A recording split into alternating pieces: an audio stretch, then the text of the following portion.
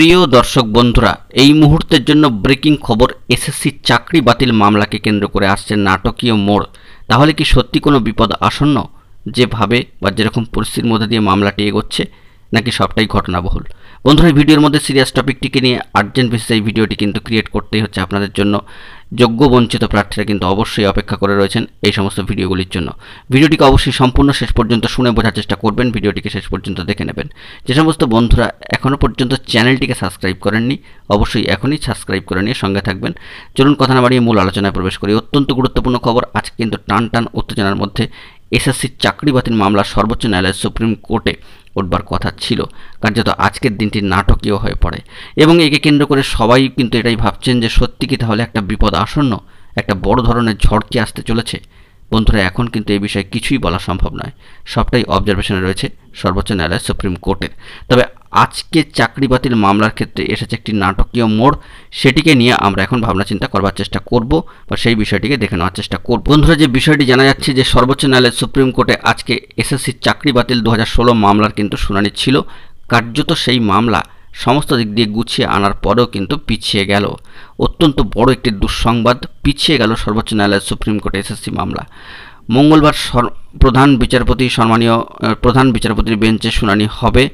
আজ school service কমিশনের নিয়োগ মামলার শুনানি হলো না সর্বোচ্চ ন্যায়ালয় সুপ্রিম কোর্টে, অর্থাৎ আগামীকালকের জন্য সকালেই মামলা কিন্তু চলে গেল এবং আগামীকালকের জন্য কিন্তু এই মামলা চলে যাওয়ার ফলে আগামীকালকে শুনানি হবে, এমনটাই কিন্তু খবরই বেরিয়ে আসছে। মহামান্য কলকাতা হাইকোর্টের নির্দেশে স্থগিতাদেশের আশায় ছিলেন চাকরিহারারা, অর্থাৎ যোগ্য বঞ্চিত যে সমস্ত প্রার্থী রয়েছেন তারা চাইছেন যে এই মামলার উপর স্টে আসুক। তারা অবশ্যই খেটে পরীক্ষা দিয়েছেন, খেটে চাকরি জোগাড় করেছেন, স্বভাবতই এই বার্তা আসুক তারা মনে করবেনই বা এমনটাই তারা কিন্তু চাইবেন।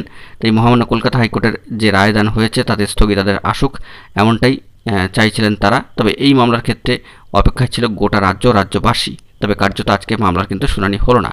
আগামীকাল শুনানির জন্য উঠবে এই মামলাটি। কালকে প্রথমেই মামলাটি শোনা হবে বলে জানা যাচ্ছে। আজ সময়ের অভাব থাকার কারণে এই মামলাটির কিন্তু শুনানি সম্ভব হয়নি বলেই জানা গিয়েছে। ওই দিন সম্মানীয় প্রধান বিচারপতি সম্মানীয় DY চন্দ্রচূড় মহাশয় জানিয়েছেন ঠান্ডা মাথায় শোনা হবে এই মামলা। অর্থাৎ আপনারা বুঝতেই পাচ্ছেন যে সম্মানীয় প্রধান বিচারপতি মহাশয় চন্দ্রচূড় মহাশয় অত্যন্ত সেন্সিটিভ এই বিষয়টিকে কিন্তু বা গুরুত্বপূর্ণ ইস্যুটিকে কিন্তু গুরুত্ব দেওয়ার চেষ্টা করছেন। কার্যত এরকমই বার্তা উঠে আসছে সামাজিক গণমাধ্যমের সূত্রধর সোর্স থেকে যে সম্মানীয় প্রধান বিচারপতি DY চন্দ্রচূড় মহাশয় জানাচ্ছেন যে ঠান্ডা মাথায় শোনা হবে এই মামলা। কার্যত এই মামলার সঙ্গে একাধিক যোগ্য অযোগ্য প্রার্থীর যে ভবিষ্যৎ তা কিন্তু জড়িত রয়েছে এবং একাধিক যে সমস্ত অভিযোগগুলি উঠছে সেগুলি কিন্তু রিলেটেড রয়েছে। তাই ঠান্ডা মাথায় না শোনা ছাড়া কিন্তু উপায় নেই, যাবতীয় বিষয়গুলোকে কিন্তু খতিয়ে শুনতে হবে। যাই হোক, এর আগে গত 29 এপ্রিল এই মামলার শুনানিতে 2016 সালের নিয়োগ প্রক্রিয়ায় অতিরিক্ত পদ তৈরির জন্য জড়িতদের বিরুদ্ধে CBI তদন্ত বা CBI ধরপাকড় আপাতত কোনো ব্যবস্থা নিতে পারবে না বলে জানিয়েছিল সর্বোচ্চ ন্যায়ালয় সুপ্রিম কোর্ট। তবে চাকরিহারাদের জন্য তেমন কোনো স্বস্তির খবর এখনও পর্যন্ত আজকের ডেটে দাঁড়িয়ে আসলো না। আগামীকালকের জন্য কি হয় সেদিকে কিন্তু তাকিয়ে রয়েছে গোটা রাজ্য। কার্যত আজকে মামলা পিছিয়ে গেল, চলে গেল আগামীকালকের জন্য। প্রসঙ্গত এখানে উল্লেখ্য যে সম্মানীয় প্রধান বিচারপতি মহাশয় DY চন্দ্রচূড় মহাশয় এবং সম্মানীয় JB পাদ্রিওয়ালা মহাশয় এবং সম্মানীয় মনোজ মিশ্র মহাশয়ের বেঞ্চে মামলাটির শুনানি ছিল। মামলাটি 30 নম্বরে ছিল। রাজ্য সরকার তথা চাকরিহারাদের সম্মানীয় আইনজীবীদের আশা যে হাইকোর্টের রায়ের উপরে স্থগিতাদেশ মিলবে। তবে এখনই কিছু বলা মুশকিল, সম্পূর্ণটাই কিন্তু মহামান্য সর্বোচ্চ ন্যায়ালয় সুপ্রিম কোর্টের অবজারভেশনে রয়েছে। গত শুনানিতে সর্বোচ্চ ন্যায়ালয় সুপ্রিম কোর্টের প্রধান বিচারপতি মন্তব্য করেন, এত সংখ্যক চাকরি বাতিল এটা বড় সিদ্ধান্ত। যদি মহামান্য আদালতের কাছে অন্য উপায় না থাকে তাহলে এই ধরনের সিদ্ধান্ত গ্রহণ করতে হয়। পয়েন্ট টু বি নোটেড বন্ধুরা বা ভিউয়ার্সরা কিন্তু এই বিষয়টিকে নোট করবার চেষ্টা করবেন।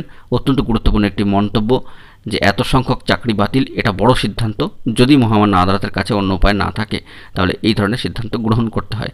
শুনানিতে প্রধান বিচারপতি সম্মানীয় DY চন্দ্রচূড় মহাশয় সম্মানীয় আরও বলেন যে প্যানেলের বাইরে নিয়োগ করা হয়েছে, এটা তো সম্পূর্ণ জালিয়াতি। তার আরও পর্যবেক্ষণ, বেআইনিভাবে নিয়োগ হয়েছে তা নিয়ে কোনো সন্দেহ নেই, তাই যথাযথ তদন্ত হওয়া দরকার। দেখা যাক বন্ধুরা আগামীকালকে যে শুনানি চলে গেল সেই দিক থেকে কী ধরনের আপডেট স্ট্যাটাস উঠে আসে সেই দিকে আমরা নজরদারি রাখছি, গুরুত্বপূর্ণ তথ্য পেলে প্রোভাইড করব। আপাতত এই পর্যন্তই বন্ধুরা। এই ধরনের গুরুত্বপূর্ণ আপডেটগুলি পাওয়ার জন্য অবশ্যই এখনই চ্যানেলটিকে সাবস্ক্রাইব করে নিয়ে সঙ্গে থাকুন। ধন্যবাদ।